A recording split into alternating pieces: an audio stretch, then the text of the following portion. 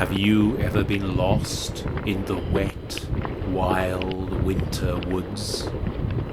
Listen, and I will tell you the story of two children who were, and what befell them. Close to a large forest there lived a woodcutter with his wife and his two children. The boy was called Hansel, and the girl was Gretel.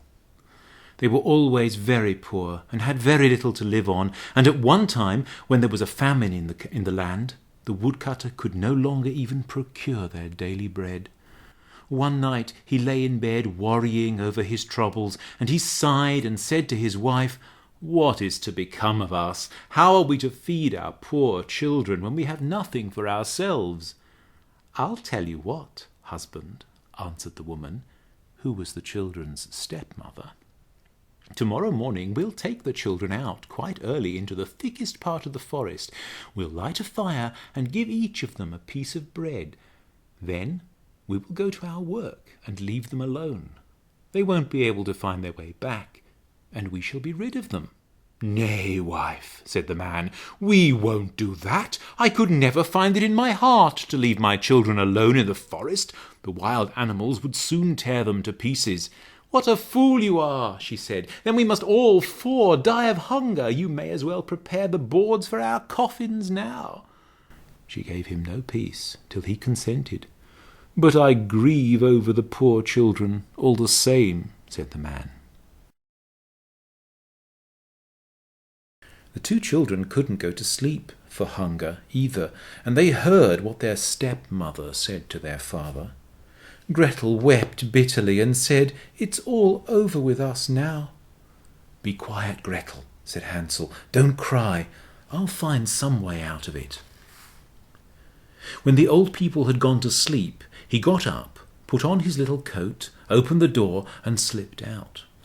The moon was shining brightly, and the white pebbles around the house shone like new minted coins. Hansel stooped down and put as many into his pockets as they would hold. Then he went back to Gretel and said, "Take comfort, little sister, and go to sleep. God won't forsake us." And he went to bed again. At daybreak, before the sun had risen, the woman came and said, "Get up, you lazy bones, we're going into the forest to fetch wood." Then she gave each of them a piece of bread and said, "Here's something for your dinner, but mind you don't eat it before, for you'll get no more." Gretel put the bread under her apron, for Hansel had the stones in his pockets. Then they all started for the forest. When they'd gone a little way, Hansel stopped and looked back at the cottage, and he did the same thing again and again. His father said, "Hansel, why do you keep looking back? Take care and put your best foot foremost." "Oh, father," said Hansel, "I am looking at my white cat. It's sitting on the roof, saying goodbye to me." "Little fool," said the stepmother, "that's no cat. It's the morning sun shining on the chimney." But Hansel had not been looking at the cat. He had been dropping a pebble on the ground each time he stopped. When they reached the middle of the forest, their father said, "Now, children, pick up some wood. I want to make a fire to warm you." Hansel and Gretel gathered the twigs together and soon made a huge pile. Then the pile was lit, and when it blazed up, the woman said, "Now lie down by the fire and rest yourselves while we go and cut wood. When we've finished, we'll come back to fetch you." Hansel and Gretel sat by the fire, and when dinner time came, they each ate their little bit of bread. They thought their father was near, because they could hear the sound of an axe. It was no axe, however, but a branch which the man had tied to a dead tree, and which blew backwards and forwards against it. They sat there such a long time that they got tired. Their eyes began to close, and they were soon fast asleep. When they woke, it was dark night. Gretel began to cry, "How shall we ever get out of the wood?" But Hansel comforted her and said, "Wait a little till the moon rises, then we'll soon find our way." When the full moon rose, Hansel took his little sister's hand, and they walked on, guided by the pebbles which glittered like new minted coins. They walked the whole night, and at daybreak found themselves back at their father's cottage. They knocked at the door, and when the woman opened it and saw Hansel and Gretel, she said, "You bad children, why did you sleep so long in the wood? We thought you didn't mean to come home any more." But their father was delighted, for it had touched his heart to leave them alone. Not long after, they were again in great destitution, and the children heard the woman at night in bed say to their father, "We have eaten everything except half a loaf, and then we'll have nothing left. The children must go away. We'll take them further into the forest, so they won't be able to find their way back. There's nothing else to be done." The man took it much to heart and said, "It would be better to share our last crust with the children." But the woman would not listen to a word he said. She only scolded him and reproached him. Anyone who once says A must also say B, and as he had given in the first time, he had to do so the second time also. The children were again awake and heard what was said.